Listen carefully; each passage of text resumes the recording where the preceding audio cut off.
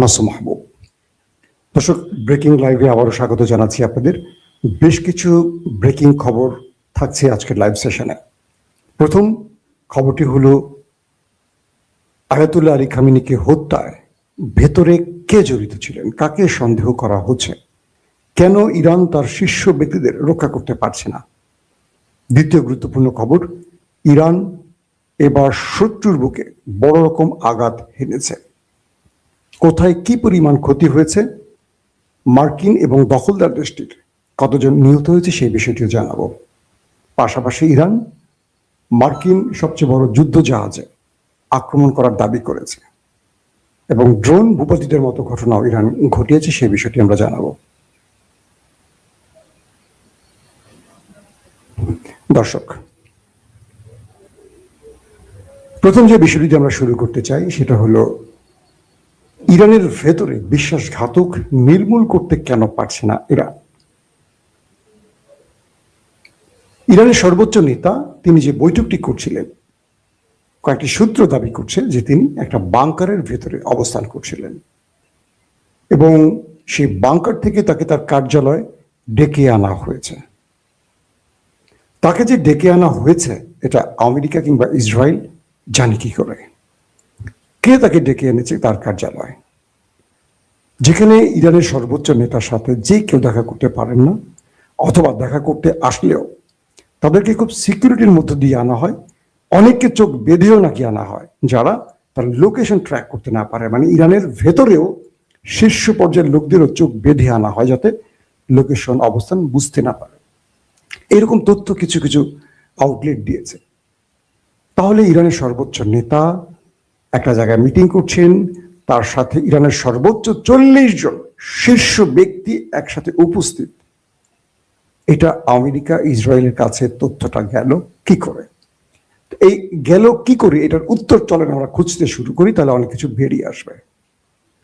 একটা বিষয় আমাদের প্রথম মনে রাখতে হবে যে ইরানের সর্বোচ্চ নেতা, ইরান যদিও দাবি করেছে যে তিনি কোনো বাংকারে যাননি, তিনি সাহসিকতার সাথেই তার কার্যালয়ে অফিস করেছেন এবং বলেছেন যদি মৃত্যু আসে মৃত্যু বরণ করে নেব, শাহাদাতের তামান্না আমার আমার স্বপ্ন। এটা কে বলেছেন? Ayatollah Khamenei. এটা ইরানের ভাষ্য।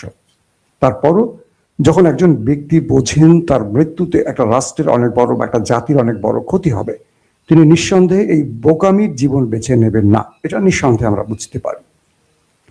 কয়েকটি সূত্রের বক্তব্য আসছে এরকম। দর্শক, একটা সেকেন্ড, জরুরি একটা ফোন আসছে। হ্যালো, একটু গেটে শব্দ করেন, আমার ছেলে খুলে দেবে। আমি একটু লাইভে না, আমি লাইভের মধ্যে আছি। তো এখন যে বিষয়টি তৈরি হয়েছে যে মানুষটিকে হত্যার জন্য আমেরিকা পাগল প্রায়, সে মানুষটির নিরাপত্তা কারা ব্যর্থ হয়েছে, কারা সেটাকে সঠিকভাবে করতে পারেনি, বা তাকে কারা ডেকে সেই জায়গাটিতে এনেছে, এই বিষয়টি নিয়ে এখন ব্যাপক আলোচনা শুরু হয়েছে। প্রিয় বাবু,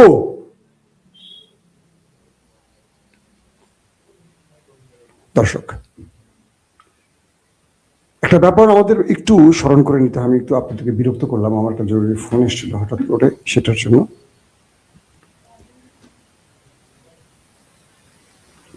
আমরা যে ব্যক্তির কথাটা এর আগেও আপনাদের বারবার বলেছিলাম, ইসমাইল কানি, আপনারা তার ছবিটা অনেকে জানেন, তাকে চেনেন। ইসমাইল কানিকে, এই ব্যক্তিকে বারবারই সন্দেহ করা হচ্ছে বিশ্বাসঘাতক হিসেবে। তিনি ইরানের রিপাবলিকান গার্ডের দ্বিতীয় সর্বোচ্চ নেতা।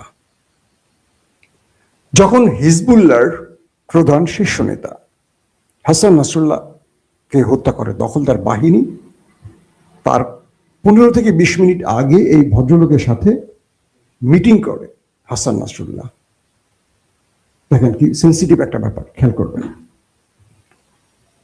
তো এই ভদ্রলোক যখন তার সাথে গুরুত্বপূর্ণ মিটিং করেন, এরপর তিনি সেখান থেকে হাসান নাসরুল্লাহর সাথে মিটিং করে বেরিয়ে আসেন। এরপর আমরা দেখলাম, আমি আপনাদেরকে সেই ছবিটা দেখাবো, ইসমাইল কানির ছবিটা দেখানোর চেষ্টা করছি। তো সেই ভদ্রলোক বলবো না কি বলবো জানি না, আমার ধারণা সাসপেক্ট, বিশ্বাসঘাতক হতে পারে সে। তো এই ব্যক্তি হাসান নাসরুল্লাহর সাথে একটা গোপন স্থানে মিটিং করে বেরিয়ে আসার পর কিছুক্ষণ পর সেখানে অ্যাটাক করে দখলদার বাহিনী। কানি বেঁচে যান, হাসান নাসরুল্লাহ মারা যান। এই ব্যক্তি যখন হামাসের সর্বোচ্চ নেতা ইসমাইল হানিয়া যে হোটেল রুমটিতে অবস্থান করছিলেন সেখানে তিনি গিয়েছিলেন এমন তথ্য পাওয়া গেছে। যখন তিনি সেখান থেকে বেরিয়ে আসেন, হাসান নাসরুল্লাহ ইসমাইল হানিয়ার সেই দেখা সাক্ষাৎ শেষ করে তিনি যখন বেরিয়ে আসেন কিছুক্ষণ পর সেখানে বিস্ফোরণ ঘটে। তার মানে আরেকজন ব্যক্তিকে, মানে হামাসের সবচেয়ে বড় কমান্ডার, রাজনৈতিক শাখার প্রধানকে আমরা হারালাম। যখন এই ব্যক্তি, আপনারা দেখতে পাচ্ছেন স্ক্রিনে, যখন ইরানের প্রেসিডেন্ট ইব্রাহিম রাইসি এবং পররাষ্ট্রমন্ত্রী আমির আবদুল্লাহিয়ান মারা যান, ঠিক তার আগেও এই ব্যক্তির সাথে তাদের লাস্ট লোকেশন, মানে কথা হয়েছে এবং লাস্ট লোকেশন হয়তো বা শেয়ারিং হয়েছে তাদের মধ্যে। মারা যান ইব্রাহিম রাইসি, মারা যান পররাষ্ট্রমন্ত্রী আমির আবদুল্লাহিয়ান। তুর্কি কয়েকটি সূত্র দাবি করছে ইরানের সর্বোচ্চ নেতা তিনি একটি নিরাপদ স্থানে ছিলেন। এখন অনেকে বলবেন যে সেই বাংকারে তো আমেরিকার হিট করতে পারতো না। আমেরিকা তার B-2 বোম্বার্স দিয়ে, বাংকার ব্লাস্টার বোমা দিয়েও ইরানের পারমাণবিক ক্ষেত্রে কিচ্ছু করতে পারে না। তার মানে ইরানের সর্বোচ্চ নেতার জন্য তার চেয়েও নিরাপদ বাংকার অবশ্যই ইরান তৈরি করে রেখেছে, কারণ পারমাণবিক বা তাদের যে ইউরেনিয়াম তার চেয়ে মূল্যবান এই খামিনি নামক ব্যক্তিটি। সূত্রগুলো বলছে যে তিনি বাংকারে অবস্থান করছিলেন। এরপর তাদের যে নির্ধারিত মিটিংটি ছিল, এই মিটিংটি পরে ছিল, কিন্তু মিটিংটিকে একটু এগিয়ে এনেছে কোনো একটি সূত্র, অর্থাৎ মিটিংটিকে একটু আগে টেনে আনা হয়েছে। যে টাইমে মিটিংটা ছিল সেই টাইম থেকে একটু আগে মিটিংটা করা হচ্ছিল। এটা ভোরের দিকে একটা মিটিং হতে পারে। সেখানে গুরুত্বপূর্ণ সেই শীর্ষ সবাই আসছেন এবং খামেনিকে তার বাংকার থেকে তার কার্যালয়ে ডেকে আনা হয়েছে। যেহেতু ইরান প্রতি মুহূর্তে রিয়েল টাইম ইন্টেলিজেন্সের মাধ্যমে বা স্যাটেলাইট তথ্যের মাধ্যমে ইরানকে অগ্রিম সব তথ্য পৌঁছে দিচ্ছিল যে কখন আমেরিকার মানে বিমান উঠছে, কখন মিসাইল মারছে, এটা তো সঙ্গে সঙ্গে চীন জেনে যাচ্ছে এবং সঙ্গে সঙ্গে ইরানকে দিচ্ছে। বলা হচ্ছে ইরানের যেই টেবিলে এই তথ্যটি দেওয়া হয়েছে চীনের পক্ষ থেকে, সেই টেবিলও এটার সাথে জড়িত। অর্থাৎ এই তথ্যটি খামেনিকে নিশ্চিত করা হয়নি বা খামেনির সিকিউরিটি প্রদানকে নিশ্চিত করা হয়নি। তার মানে একজন ব্যক্তি না, একটা টিম কাজ করেছে আমেরিকা বা ইসরায়েলের হয়ে।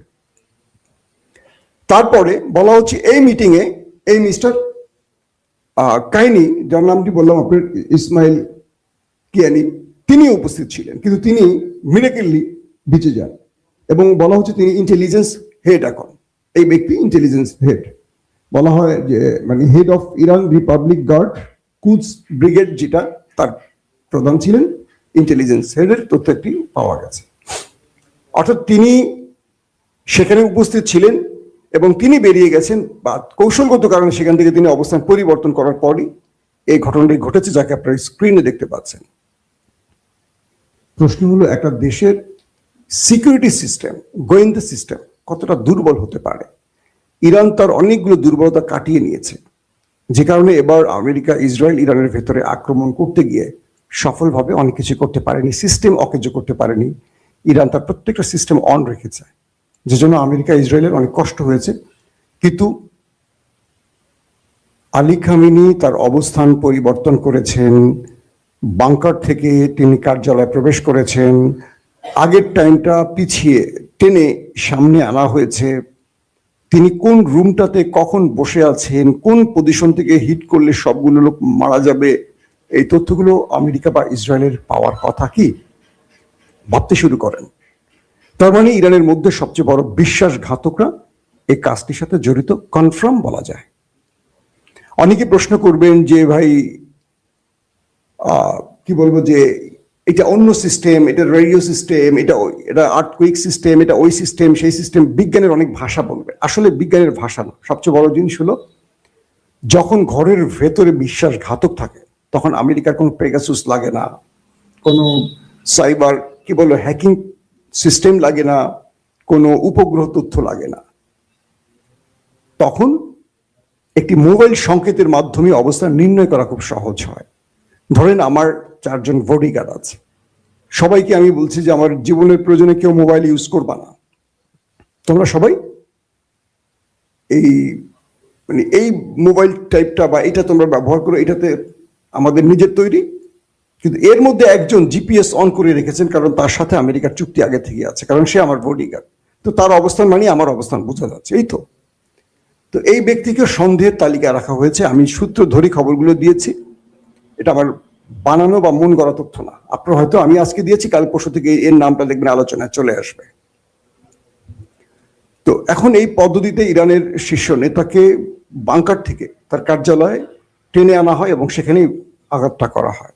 দুঃখজনক হলেও সত্য, শুধু আলী খামেনি না, ইরানের শীর্ষ সবগুলো ব্যক্তি শাহাদাত বরণ করেছেন।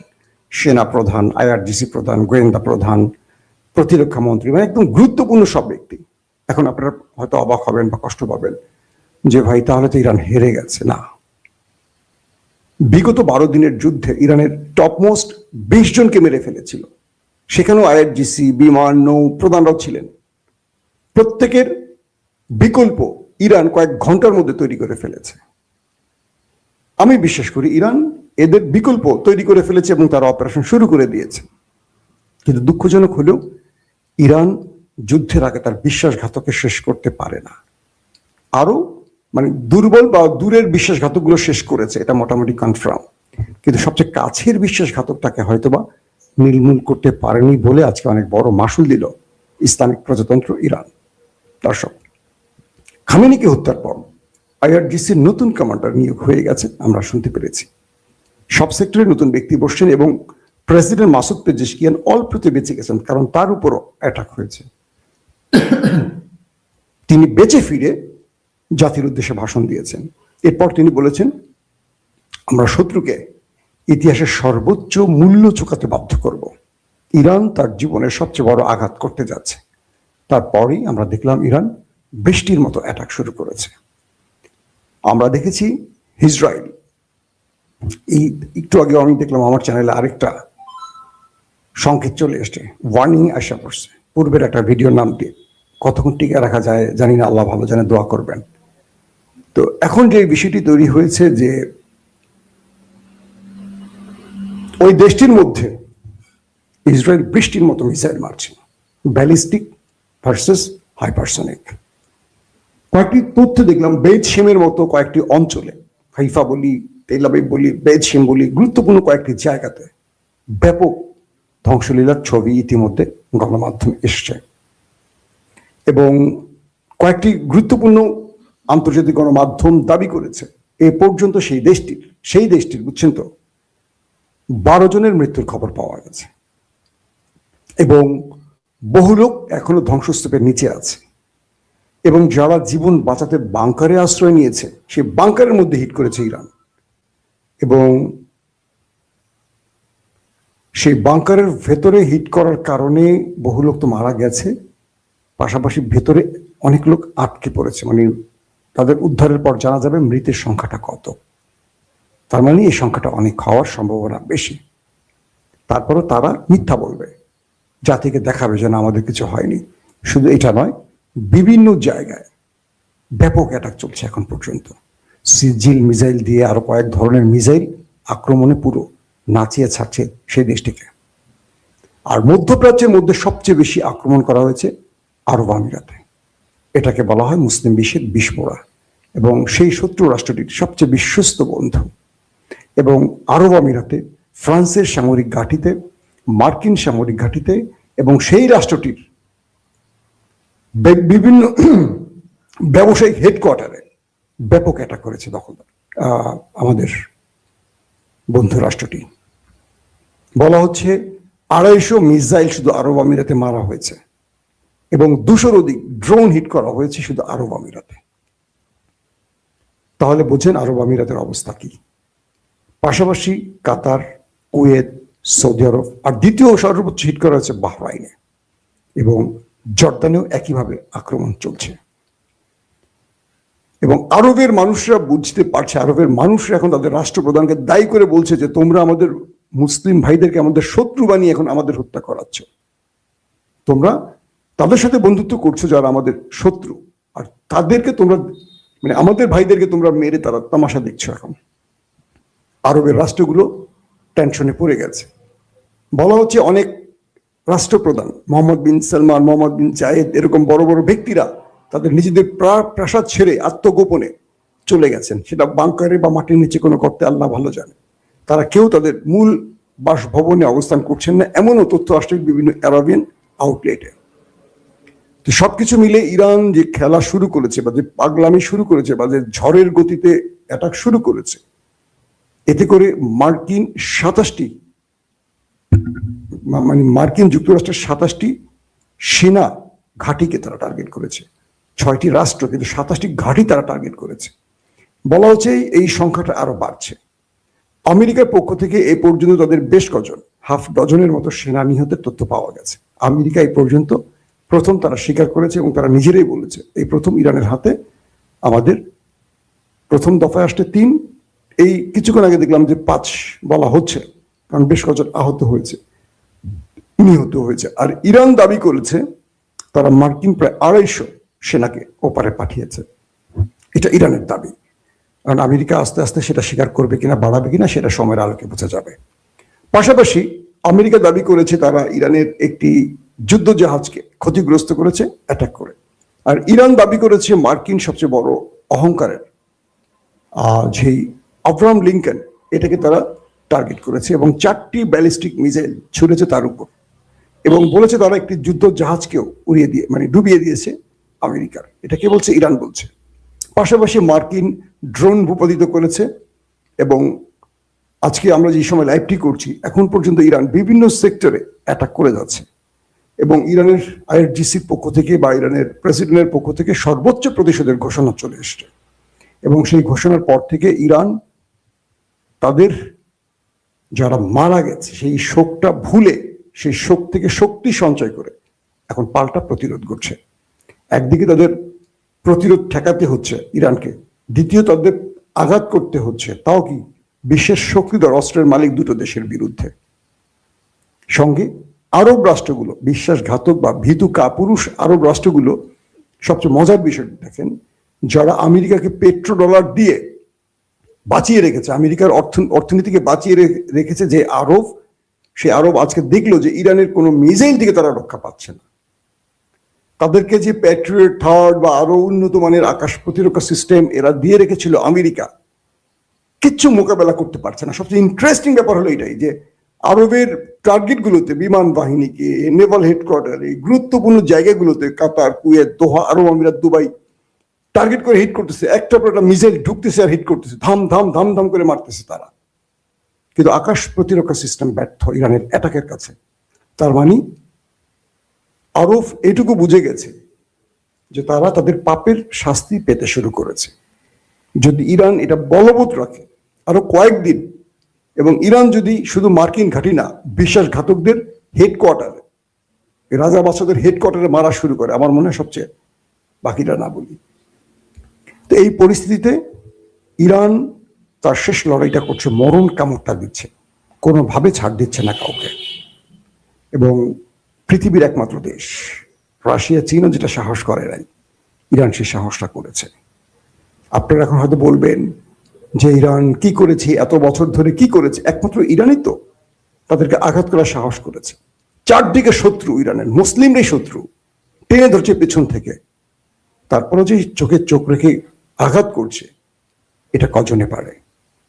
ইমানের সবচেয়ে বড় জায়গাটা হলো শক্তি না, সাহস। বুকে আল্লাহর শক্তি সঞ্চয় করে সাহস। আল্লাহ রাসূলও 313 জন বা 15 জন নিয়ে বদরে মুখোমুখি হয়েছেন বিশাল বাহিনীর বিরুদ্ধে, যেখানে তার কাছে নামে মাত্র কোনো অস্ত্র ছিল না। বিজয় দেওয়ার মালিক আল্লাহ, এটাকে মনে রাখতে হবে। আপনার কাছে আধুনিক কি আছে না আছে তার চেয়ে বড় জিনিস হলো বিজয় দেওয়ার মালিক আল্লাহ। সব থাকার পরও গতবার ওই দেশটি পরাজিত হয়েছিল 12 দিনের যুদ্ধে, পরে আমেরিকার পা ধরে যুদ্ধবিরতি ঘটিয়েছে। ইতিমধ্যে আরেকটি তথ্য পাওয়া গেছে, আমেরিকা ইতালির মাধ্যমে ইরানের কাছে যুদ্ধবিরতির প্রস্তাব পাঠিয়েছে। বুঝতে পারছেন? তাহলে খেলা জমে উঠেছে। দর্শক, বিদায় নিচ্ছি আজকের মতো। ভালো থাকবেন। আল্লাহ হাফেজ। ওপেন দাইস মানে